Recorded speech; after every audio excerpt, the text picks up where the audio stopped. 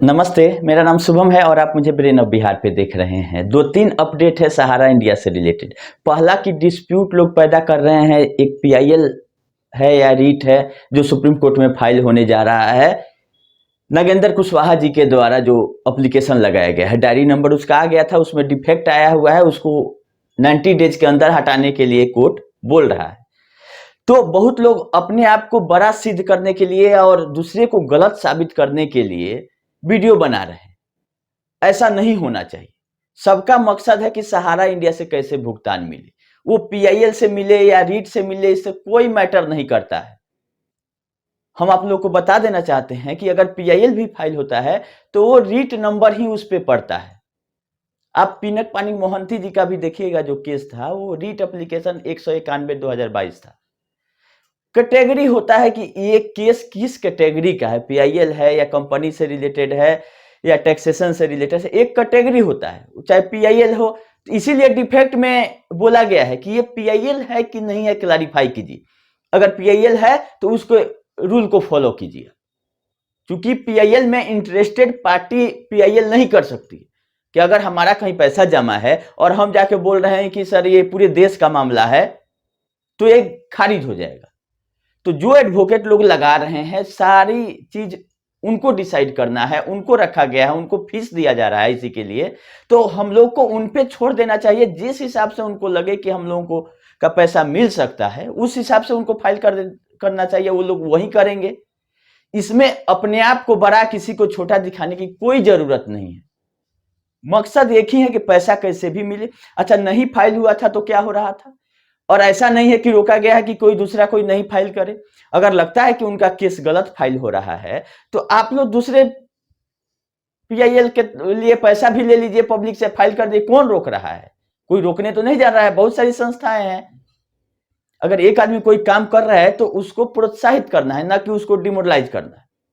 हमने भी बात किया एक दो हमारे जो सीनियर एडवोकेट लोग हैं उनसे, तो उन्होंने बोला कि देखिए पीआईएल में इंटरेस्टेड आदमी नहीं कर सकता है, और हो सकता है कि पीआईएल में पूरा देश का मामला देखा जाए कि और कितनी चिट फंड कंपनियां हैं, उसका सरकार को एक आदेश देके खत्म कर दिया जाए। बहुत सारा पीआईएल खारिज भी हुआ है। तो सब कुछ देखना है कि ये डिपेंड करता है टोटली कोर्ट पर कि केस सुना जाता है नहीं सुना जाता है, वो चाहे पीआईएल में सुना जाए चाहे रीट में सुना जाए। मकसद है कि पहले एडमिट हो जाए या सुनने के लिए कोर्ट तैयार हो। हाँ, रीट में भी एक रिस्क है। रीट में बोला जा सकता है कि डायरेक्ट आप सुप्रीम कोर्ट कैसे चलाए, आप हाई कोर्ट जाइए, दिल्ली हाई कोर्ट जाइए। लेकिन दिल्ली हाई कोर्ट में भी का केस एक बार ट्रांसफर किया जा रहा था, ट्रांसफर पिटीशन लगा था तीनों चारों सोसाइटियों का जो केस था दिल्ली हाई कोर्ट वाला, वो आप लोगों को याद होगा पिछले साल ट्रांसफर पिटीशन सरकार के द्वारा लगाया गया था। एजीएस जो है वो लगाए थे कि हम दिल्ली हाई कोर्ट का मामला लेके जाना चाहते हैं अब सुप्रीम कोर्ट, क्योंकि वहां का भी आदेश को चैलेंज कर सकती है सुप्रीम कोर्ट सहारा, क्योंकि सहारा को केवल टाइम काटना है।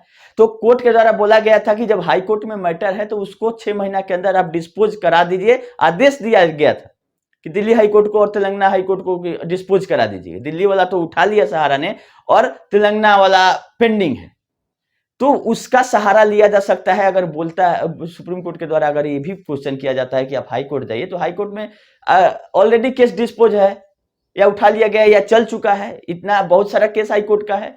तो ये सब सारे चीजों को, तथ्य को सुप्रीम कोर्ट में रखा जाना है, और हमको उम्मीद भी है कि ये केस सुना जाना चाहिए जिस तरह से लोगों का परेशानी इस केस से है। क्योंकि एक ग्रुप है सहारा और जमाकर्ताओं का भी एक ग्रुप है। जैसे आप लोग पोर्टल पे देख रहे हैं कि 1,21,00,000 लोगों ने अप्लाई किया है, तो मात्र इतने लोग का है। 10 करोड़ 65 करोड़ ये कहने से नहीं होगा। क्लेम गया जब 1,21,00,000 लोगों का, और लमसम 90% पैसा का क्लेम चल जा चुका है। टोटल सोसाइटियों का क्लेम है 86,000 करोड़। दिल्ली हाईकोर्ट के ऑर्डर में लिखा हुआ है कि 86,000 करोड़ इन्होंने उठाया है, तो क्लेम भी जाएगा तो 86,000 से बढ़ेगा कैसे? और उसमें से 82,000 करोड़ आरटीआई में आया था कि क्लेम हो चुका है, तो 90% लोग कर चुके हैं, तो 1,21,00,000 लोग हुए। हमने बहुत पहले बताया था कि 2 करोड़ से ज्यादा इन्वेस्टर नहीं है, एक ही आदमी का 5 मेंबरशिप है, 10 मेंबरशिप है, इससे संख्या नहीं बढ़ती है। और इसको आप जोड़ रहे हैं कि 140 करोड़ आबादी के देश में कि सब लोग इससे पीड़ित है, ऐसा नहीं है। एक ग्रुप है सहारा का और एक ग्रुप है सहारा के डिपोजिटरों का, इन दोनों के बीच का मामला है। इसमें तीसरी चिट फंड कंपनियों का जिक्र नहीं किया जाना है, और पूरे देश के चिट फंड कंपनियों का जिक्र हो जाएगा तो किसी का भुगतान नहीं होगा। हम लोगों का मकसद है कि सहारा में फंसा पैसा कैसे भी मिले, वो चाहे क्यूशॉप में हो, चाहे रियल एस्टेट में हो, चाहे कमर्शियल में हो, चाहे सोसाइटी में हो, है तो एक ही ग्रुप जो कि सहारा, जिसमें सबको लमसम पार्टी इसमें इन्होंने बनाया है। तो मेरा यही सजेशन है कि किसी का टांग खिंचाई करने से अच्छा है कि आप फ्रेश अपना क्लेम कहीं लगा लीजिए। अगर आप जब इतना आपके पास जानकारी है, कोई भी काम जिसका रहता है उसके ऊपर छोड़ देना चाहिए। अगर कोई कोर्ट का मामला है तो वो एडवोकेट करेंगे, इलाज का मामला है तो डॉक्टर करेगा। अब हम चले इलाज करने तो क्या होगा, मवेशी डॉक्टर से आप आदमी का इलाज कराने चलिएगा तो क्या होगा। तो जिसका जो विषय है उसको छोड़ देना चाहिए, जो होगा देखा जाएगा। हम लोग सकारात्मक उम्मीद रखते हैं कि कम से कम केस को सुना जाए एक बार, बस। दूसरा एक अपडेट था कि मेंबरशिप फॉर्म और ये आपका शेयर फॉर्म भरने पे बहुत लोग फोन कर रहे हैं कि कौन सा डेट ऑफ बर्थ डालें, क्योंकि जो लिस्ट जारी हो रहा है उसमें बताया जा रहा है कि डेट ऑफ बर्थ भी यहीं भरिए, सब कुछ यहीं भरिए। तो इसको ऑफिशियली सहारा क्यों नहीं कर रही है, मेरा यही सवाल है। और कोई दिक्कत नहीं, हमने सपोर्ट किया है कि अगर पैसा आपको लेना है तो जैसे जैसे सहारा करे वैसे वैसे करिए, दूसरा चारा तो है नहीं। क्योंकि पोर्टल भी आ गया और पोर्टल पे केवल सपोर्ट करना है सहारा को। पैसा तो सरकार के लेके आई है सुप्रीम कोर्ट से, पैसा वो लेके बैठी हुई है बांटने के लिए। लेकिन इसका जितना सिस्टम था, जितना खत्म सिस्टम था, जिससे कि फॉर्म भी नहीं है। डिफिशियंसी में क्या बोला जा रहा है कि स्कैन किया हुआ अपलोडेड फॉर्म नहीं है। ये तो डिफिशियंसी में नहीं बोला जा रहा है कि सहारा ने फॉर्म दिया ही नहीं। ये यही बात सहारा बोली होगी कि मेरे पास डिजिटल मोड में फॉर्म नहीं है, फिजिकली फॉर्म मेरे ऑफिस में रखा हुआ है तो फ्रेश आप दोबारा क्यों भरवा रहे हैं। अगर भरवा रहे हैं तो क्या ये संज्ञान में है सीआरसीएस के कि हम आज फिर से पुराने मेंबरों का बैक डेट में फॉर्म ले रहे हैं। ये कोई गुनाह नहीं है, लेकिन सहारा को इसमें आके बोलना चाहिए क्लियरली कि हाँ कुछ फॉर्म मिसिंग है, चाहे नहीं मिल रहा है, चाहे जो भी रीजन हो आप ले सकते हैं। लेकिन इसको ऑफिशियल कर क्यों नहीं किया जा रहा है कि आप नोटिफिकेशन क्यों नहीं निकाल दे रहे हैं अपने पोर्टल या सीआरसीएस के पोर्टल पे कि ऐसा ऐसा किया जा रहा है, डिफिशियंसी हटाने के लिए आप लोग फॉर्म भरने में सहयोग करें।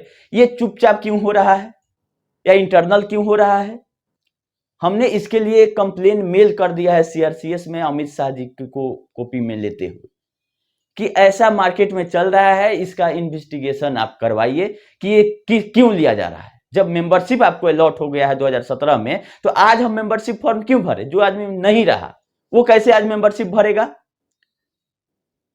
जिसका डेट ऑफ बर्थ सही भरा था फॉर्म में, आज आ रहा है सहारा से डाटा उसमें गलत है, तो क्या गलत फिर आज के डेट में भी गलत डेट ऑफ बर्थ भर के दे दे कि फिर आगे चल के मैटर फंसेगा। तो सहारा जैसे धोखा देते आई है क्यूसॉप के टाइम से कि कहेगी कुछ और करेगी कुछ और।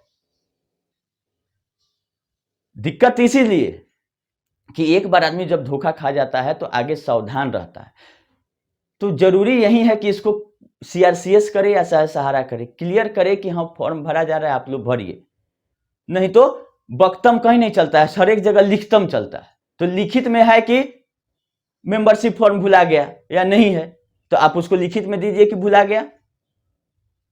अगर सब सोसाइटी कंपनी अलग अलग नहीं रहता तो क्यों सब का भी क्लेम हो जाता पोर्टल पे, नहीं हो रहा है क्यों। क्योंकि पेपर आपका जो बोलता है वहीं सुप्रीम कोर्ट चाहे किसी कोर्ट में आप लेके खड़ा होइएगा। तो रिटर्न में आने में क्या दिक्कत है सहारा को कि मेंबरशिप और ये शेयर फॉर्म हमको अपडेट करना है। अगर आई है रिटर्न में तो उसको पब्लिकली बताए सबको, नहीं तो हम क्वेश्चन मार्क लगाएंगे कि ये गलत हो रहा है और सीआरसीएस को इसकी जांच करना चाहिए, जिसका कंप्लेन हम कर चुके हैं, ताकि सीआरसीएस भी कल नहीं बोले कि हमको कोई पता ही नहीं है। सहारा ने तो बोला है कि सब मेरा सब कुछ data A to Z okay है। और हम उसमें ज्ञानदान वाले लोगों का वीडियो का लिंक भी भेजे हैं जिसमें शेयर फॉर्म भरने का जिक्र किया गया है कि शेयर फॉर्म एजेंट लोगों के द्वारा अपडेट कराया जा रहा है। और हमको पब्लिक प्लेस में कैसे पता चलेगा कि शेयर फॉर्म भरा जा रहा है, उनका इंटरनल मैटर है। लेकिन ज्ञानदान एक चैनल है जिसका लिंक हमने सीआरसीएस को भेज दिया है कि इस वीडियो में इतना बज के इतना मिनट पे ये बोला गया है टोटल की शेयर फॉर्म आप लोग अपडेट कराइए डिफिशियंसी हटाने के लिए, और नया शेयर फॉर्म लिया जा रहा है। तो क्या इसका इंफॉर्मेशन सीआरसीएस को है कि ऐसा सहारा कर रही है। ऐसा ना हो कि फिर कोई गड़बड़ कर दे। देखिए क्या होता है, जैसा अगर कुछ मेल रिप्लाई आता है तो जरूर बताएंगे। लेकिन मेरा काम था इन्फॉर्मेशन दे देना कि कल होकर सीआरसीएस भी नहीं बोले कि हमको नहीं पता था। हमने तो बोला था सहारा तुम अपलोड करो, हमने तो ये नहीं बोला था कि जाके फिर से तुम फॉर्म भरवाओ। तुम्हारा फॉर्म हुआ क्या, पैसा का तो हटाइए बात। जब फॉर्म डाटा भी तुम्हारे पास सेफ नहीं है तो कैसे सोसाइटी चला रहे थे 80,000 करोड़ उठा के, तो क्वेश्चन मार्क लगता है। और इस पे बहुत बड़ी कार्रवाई हो जाएगी फॉर्म के लिए। इसीलिए हमने कंप्लेन किया है कि फॉर्म नहीं रहना, मेंबरशिप आप अलॉट कर दिए और बड़ा बड़ा बात करते हैं कोर्ट में जाके आप। तो इसीलिए कंप्लेन एक भी अगर देश से चला जाए तो हो गया कि कल होकर हम बताए थे कि सीआरसीएस अब एक्शन लेना नहीं लेना, मेरा काम था इन्फॉर्मेशन देना। फर्दर भी कुछ इन्फॉर्मेशन अगर सीआरसीएस के द्वारा मांगा जाता है तो रेडी है कि सोशल मीडिया पर आप देख लीजिए कि वायरल हो रहा है कि नहीं, कि शेयर फॉर्म भरना है, क्यों ऐसा हो रहा है। नहीं तो सीआरसीएस गाइडलाइन दे, अपने पोर्टल पे बताए कि हाँ शेयर फॉर्म आप भर दीजिए, हमको कोई दिक्कत नहीं है। यही सारा अपडेट था। बहुत दिन हो गया था वीडियो बनाए, लोग बोल रहे थे पोर्टल पे भी क्लेम नंबर नहीं आ रहा है, ऐसा कंप्लेन आया है। लेकिन देखने वाली बात यह है कि ये जो केस फाइल हो रहा है सुप्रीम कोर्ट में, इसमें कुछ होता है कि नहीं होता है, ये टोटली कोर्ट पे डिपेंड करता है। चाहे वो पीआईएल हो चाहे रीट हो, हम लोगों को मतलब है अपना पैसा मिलने से। अगर बिना मिले हुए भी 500 मामला सहारा इंडिया का कोर्ट में है, किसी दूसरे कोर्ट में भी सुनवाई करके पेमेंट करवा दे, सहारा पे कार्रवाई कर दे, हो सकता है। तो कोर्ट पे टोटल डिपेंड करता है।